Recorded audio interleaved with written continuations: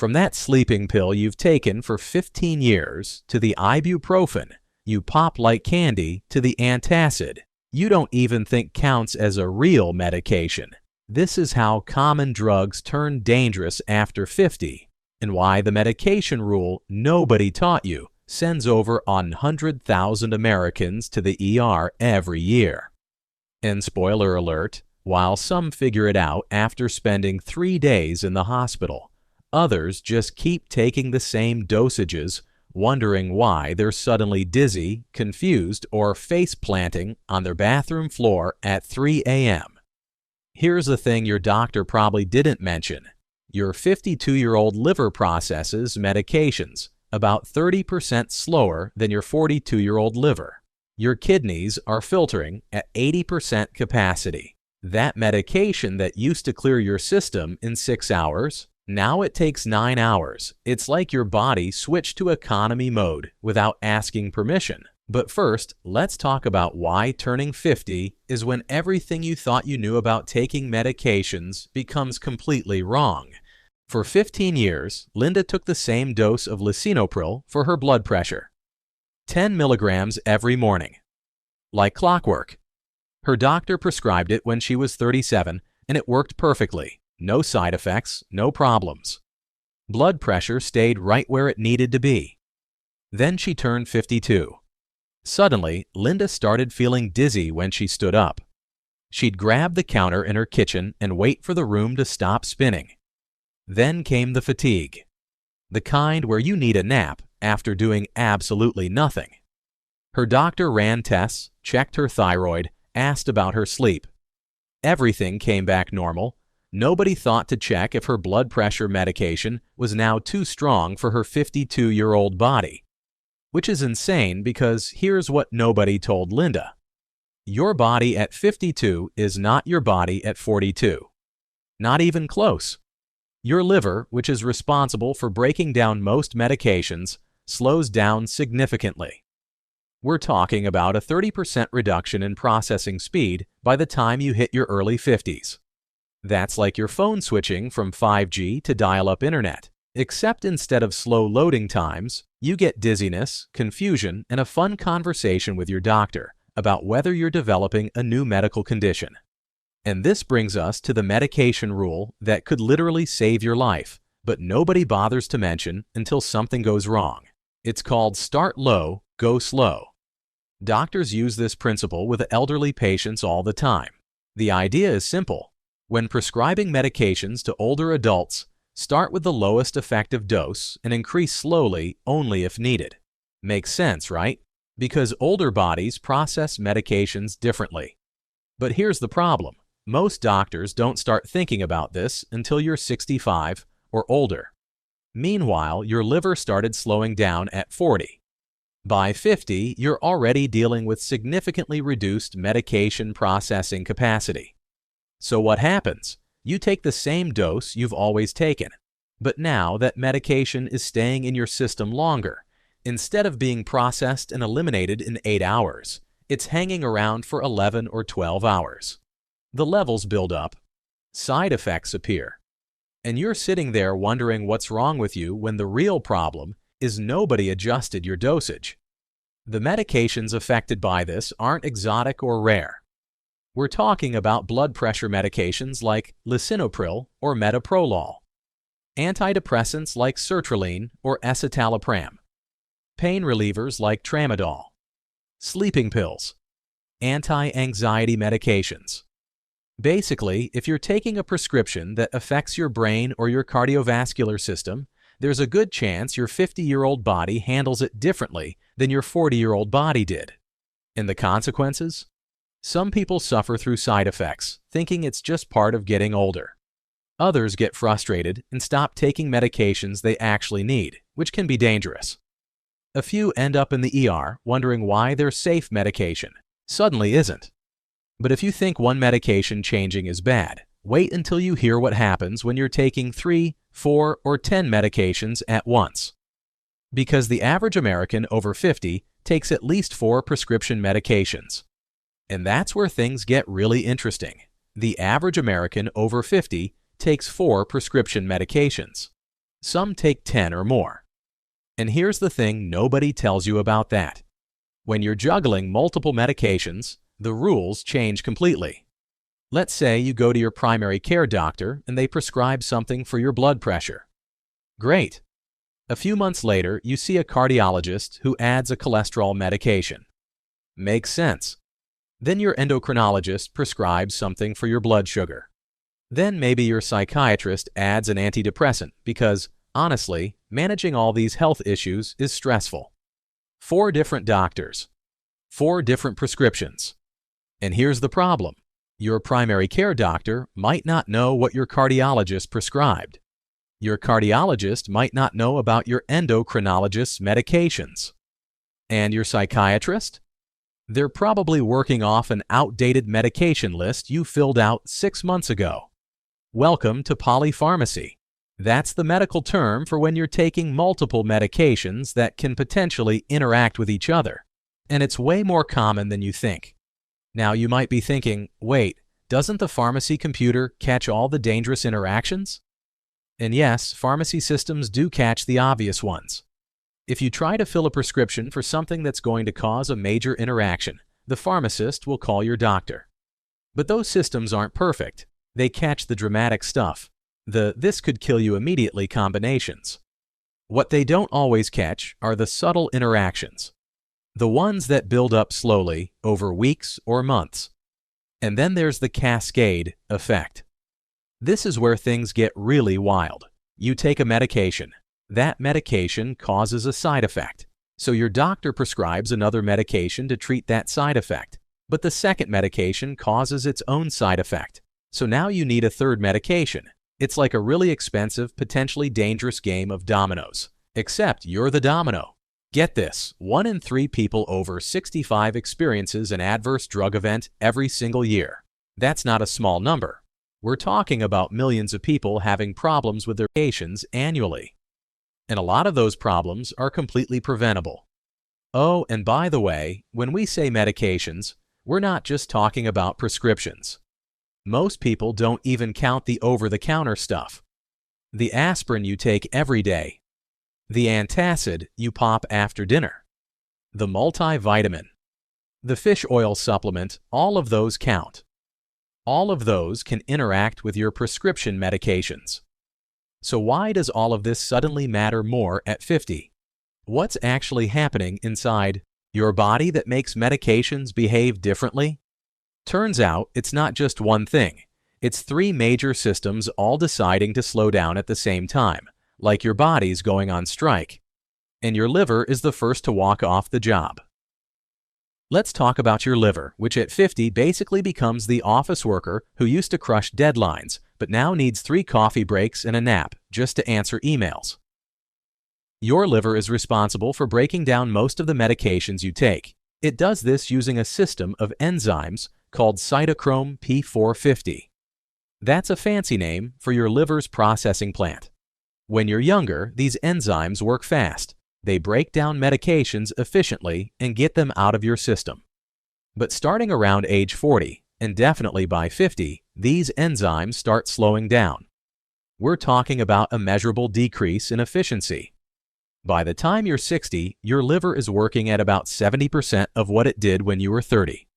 That's like downgrading from a new MacBook to a computer from 2005. It'll still work, but everything takes longer.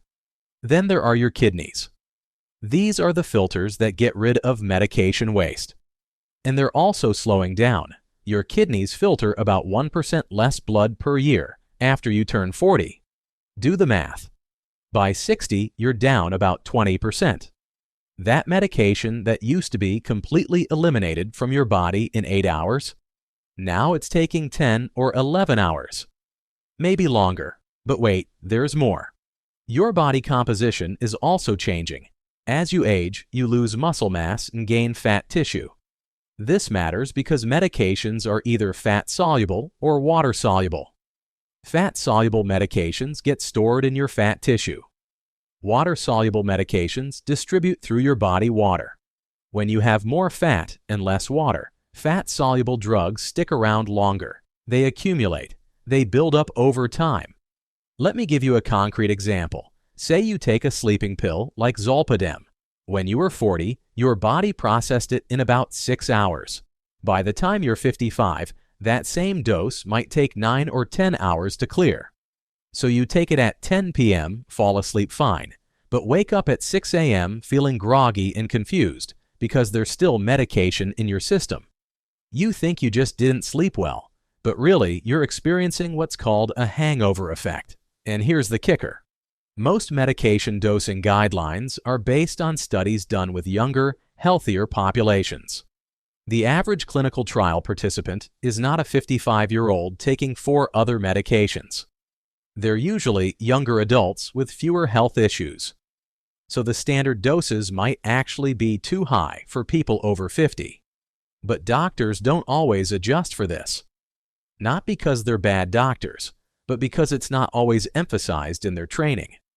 Unless they specialize in geriatric medicine, many doctors don't automatically think about age-related changes in drug metabolism until someone's well into their 70s.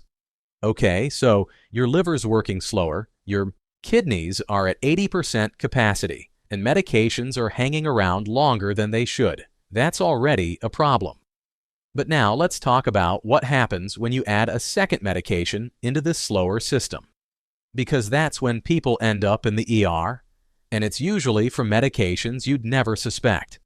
Meet Robert. He's 58 years old, takes lisinopril for his blood pressure, and it's been working great for years. No problems whatsoever. Then one day, Robert develops some knee pain. Arthritis. It happens. So he does what millions of Americans do. He goes to the drugstore and buys a bottle of ibuprofen. Ibuprofen is safe, right? It's over the counter. You can buy it at the grocery store. It's literally sitting next to the candy at the checkout. Robert starts taking 600 milligrams of ibuprofen twice a day for his knee pain, and it helps. His knee feels better. Everything seems fine for about 2 weeks. Then he notices he's more tired than usual, a little dizzy. He figures he's just working too hard. But then he goes to his regular checkup and his doctor runs some blood work. His kidney function has dropped significantly. Here's what happened. Lisinopril, the blood pressure medication Robert was taking, works partly through your kidneys. Ibuprofen also affects your kidneys. When you combine them, especially in someone over 50 whose kidneys are already working at reduced capacity, you can cause kidney damage. And Robert's 58-year-old kidneys couldn't handle both medications at once. The worst part? Both medications are considered completely safe on their own. Millions of people take lisinopril. Hundreds of millions of people take ibuprofen. But together, especially in someone over 50, they become a problem. And this specific interaction sends about 30,000 Americans to the hospital every year. But wait, it gets better. The pharmacy system didn't flag this as a dangerous interaction because ibuprofen is over the counter. Robert never mentioned it to his doctor. Why would he?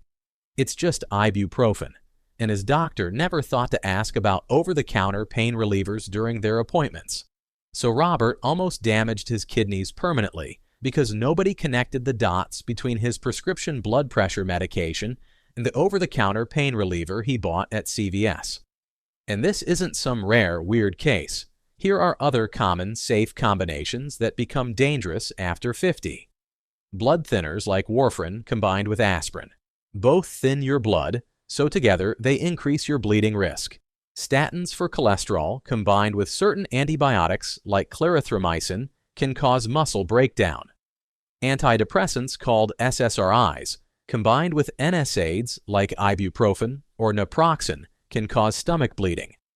Diabetes medications combined with beta blockers can mask the symptoms of low blood sugar, which is really dangerous. These are all common medications. Your doctor might prescribe 3 of them.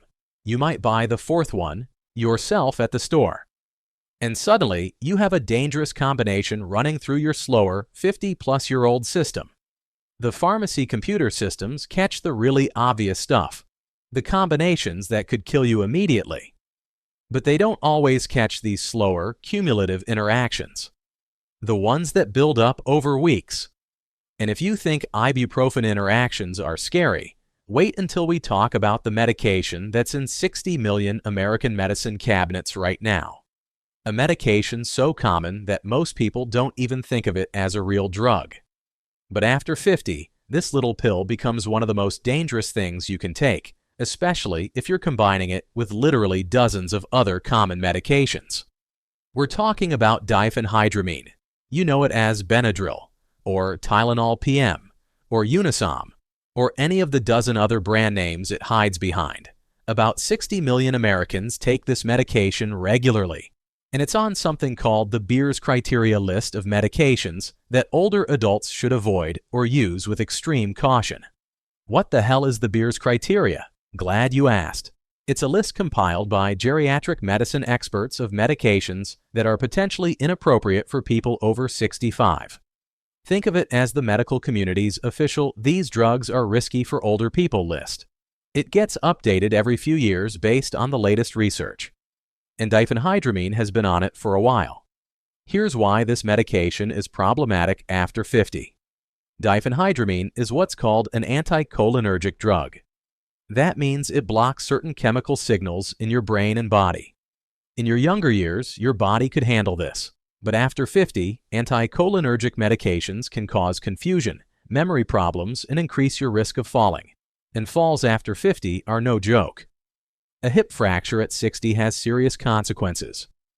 But it gets worse. Diphenhydramine has a really long half-life, especially in older adults. We're talking 15 to 20 hours. That means if you take it at 10 p.m. to help you sleep, there's still medication in your system at 6 p.m. the next day. That groggy, confused feeling you have the next morning, that's not poor sleep quality. That's still the medication affecting your brain. And here's the ironic part. People take diphenhydramine to sleep better, but the next day impairment can cause problems with balance, reaction time, and thinking. You're trading a good night's sleep for increased fall risk and cognitive fog. Now, the really scary part is how many common medications interact badly with diphenhydramine. Muscle relaxants, anti-anxiety medications like lorazepam, certain antidepressants, cold medicines that also contain antihistamines. If you're taking diphenhydramine in any of these, you're multiplying the anticholinergic effects. More confusion, higher fall risk, greater chance of cognitive problems. Studies have linked long-term use of anticholinergic medications to increased risk of dementia, and we're talking about decades of use. Some studies show increased risk with just a few months of regular use in people over 55. So why is this medication still so popular? Because it works, it's effective, it's cheap, and you can buy it without a prescription at any drugstore, gas station, or grocery store in America. That convenience factor means millions of people are using it without understanding the risks. And doctors? Many assume that because it's over the counter, you already know about it or it's safe. They don't always ask about OTC medications during appointments, so the conversation never happens. But not everyone gets caught in these traps. Some people, usually the ones who've already had a close call, become absolute masters at managing their medications safely. And their strategies are surprisingly simple. Like this woman who maintains a comprehensive medication list and caught a dangerous interaction her 3 different doctors all missed. Meet Margaret. She's 64, takes 7 different medications, and has never been hospitalized for a drug interaction. Not once. Here's how she does it. Margaret keeps a comprehensive medication list. And I'm not talking about a mental note or a vague memory of what her pills look like. She has an actual document on her phone, updated regularly. It lists every single thing she takes. Prescription medications with the exact dosages. Over-the-counter pain relievers. Her daily multivitamin. Fish oil supplements. The antacid she takes after spicy food. Everything. She brings this list to every doctor's appointment, every single one. And before any doctor writes a new prescription, Margaret pulls out her phone and says, "Here's everything I'm currently taking. Does this new medication interact with any of these?" This saved her life once. Her orthopedist wanted to prescribe a muscle relaxant for back pain. Margaret showed him her list. He noticed she was taking an antidepressant that would interact badly with the muscle relaxant. He prescribed something different instead. If Margaret hadn't shown him that list, she could have ended up confused, dizzy, and falling down her stairs. Then there's David. He's 58 and takes his medication seriously by doing something most people don't think about. He fills all his prescriptions at the same pharmacy. Every single one. Not CVS for one, Walgreens for another, and the grocery store pharmacy for a third. One pharmacy. Always. Why does this matter? Because pharmacies have computer systems that track all your medications. But those systems only work if all your prescriptions go through the same database. When David's doctor prescribed a new antibiotic, the pharmacist caught an interaction with his statin that the doctor missed. The pharmacist called the doctor, they switched to a different antibiotic, and David avoided a potential hospital visit. And here's the really smart part. David actually talks to his pharmacist, like has conversations with them, asks questions. Most people just grab their prescription bag and leave. David asks, "Does this interact with anything I'm taking?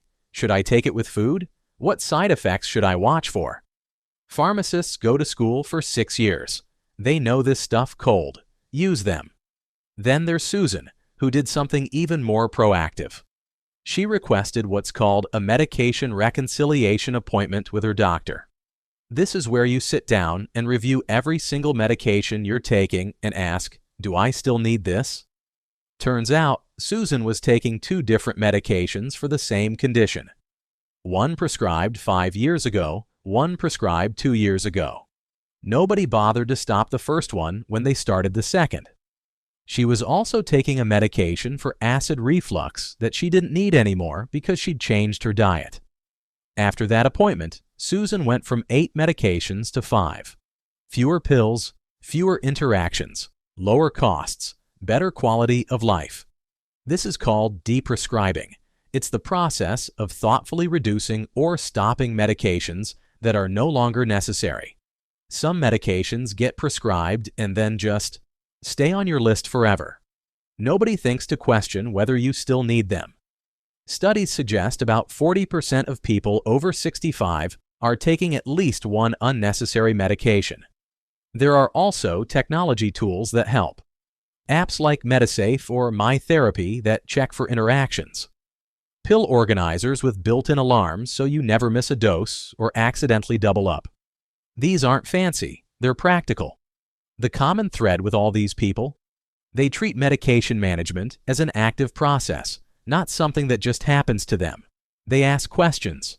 They advocate for themselves. They stay organized. And honestly, they're kind of annoying about it, in the best possible way.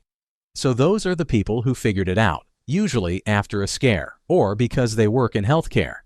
But what about the rest of us? What should you actually do tomorrow morning when you look at your medicine cabinet and realize you're taking 6 different medications and have no idea if they're playing nicely together? Here's your action plan, and it starts with a conversation you've probably been avoiding. First thing you do is schedule a medication review with your doctor or pharmacist. Not when you have a problem, not when something feels wrong, just a regular checkup of everything you're taking. Bring a complete list of every medication, supplement, vitamin, and over-the-counter drug you take, and I mean everything. That daily aspirin, the fish oil, the melatonin you take occasionally, the antacid, all of it. Write it down or type it into your phone. Include the exact dosages and how often you take each one. Then ask 3 specific questions. Are all of these still necessary? Do any of these interact with each other? Should any dosages be adjusted for my age? These questions matter. A lot of doctors will keep prescribing something indefinitely, unless you specifically ask whether you still need it. Do this at least once a year. More often if you add a new medication or see a new specialist. Next, pick one pharmacy and stick with it. Transfer all your prescriptions there. Their computer system will track interactions, but only if all your medications go through their database. Using 3 different pharmacies defeats the entire purpose of having an interaction checking system. And while you're at it, actually talk to your pharmacist. They're not just pill counters behind a counter. They went to school for 6 years specifically to understand how medications work and interact. Ask them questions. They catch things doctors miss all the time. I mean, that's literally their job. Then look up the Beers criteria. It's available free online. Just search Beers criteria, medications to avoid. It's a list of medications that are potentially risky for older adults. Check if any of your medications are on it. If they are, talk to your doctor about alternatives. There's usually a safer option. You should also actually know what each medication does, not just the little blue pill I take in the morning. Know the name. Know what condition it treats. Understand when you're supposed to take it and why timing matters for some medications. Be your own advocate. Don't assume your cardiologist knows what your endocrinologist prescribed. Don't assume your doctors are coordinating with each other. Report every medication to every doctor, every time. And when a doctor writes a new prescription, ask how it interacts with what you're already taking. Technology can help too. Apps like Metasafe or Drugs.com, http://drugs.com, have interaction checkers. You can input all your medications and it'll flag potential problems. There are also medication reminder apps and smart pill organizers that beep when it's time to take your meds. And if you suspect a problem right now, don't stop taking your medication suddenly. That can be dangerous. Call your doctor or pharmacist the same day.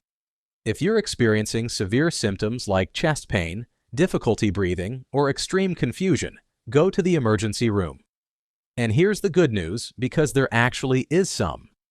The medical system is slowly catching up to this problem. New guidelines are being written. Doctors are getting better training. But the changes aren't happening fast enough, which is why you need to take charge now. Here's what the numbers tell us. More hospitals are implementing medication review protocols specifically for patients over 50. Pharmacist-led intervention programs have reduced medication-related ER visits by about 20% in facilities that use them.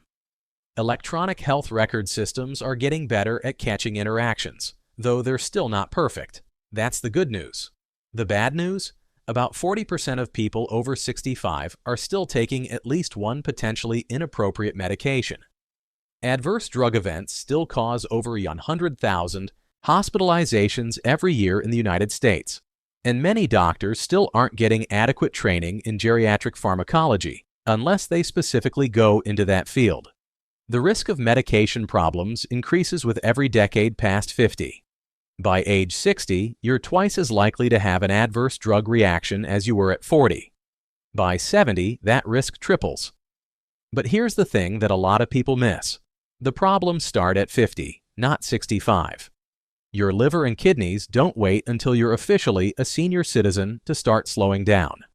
Some positive changes are happening. Medicare started covering annual medication reviews in recent years. New prescribing guidelines specifically address age-related dosing.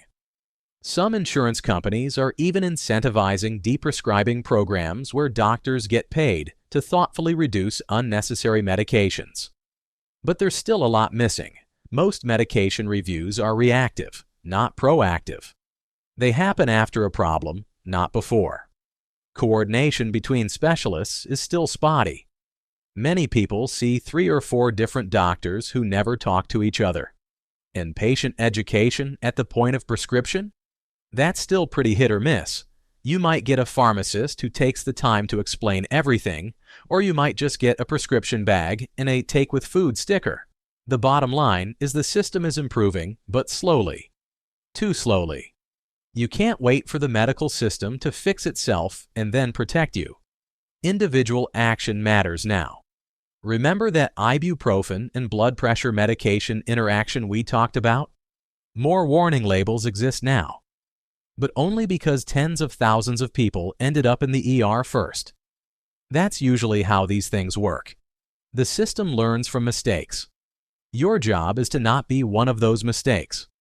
And if you think medication interactions after 50 are complicated, wait until you hear about the routine medical tests that become completely unreliable after a certain age, but doctors keep ordering them anyway. but I guess we'll save that for another video.